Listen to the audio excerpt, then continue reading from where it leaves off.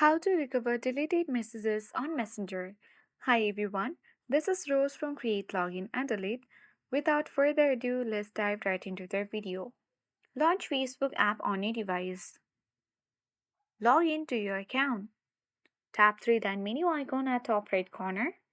Scroll to the bottom, select Settings and Privacy. Choose Settings option.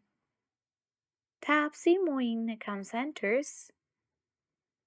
Tap Your Information App Permissions options. Now tap Download Your Informations. Now tap Download or Transfer Information option. Select specific types of information and choose Messages. Tap Next button and tap Download to device or transfer to destination and choose your email ID and time range. And then select Create File. Now your information is being prepared for download.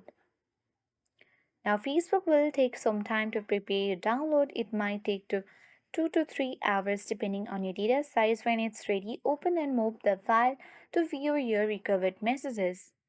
That is how we recover deleted messages on Messenger. Hope this video helped you. If you are new to our channel, hit the like button and subscribe. Thanks for watching. See you in the next video.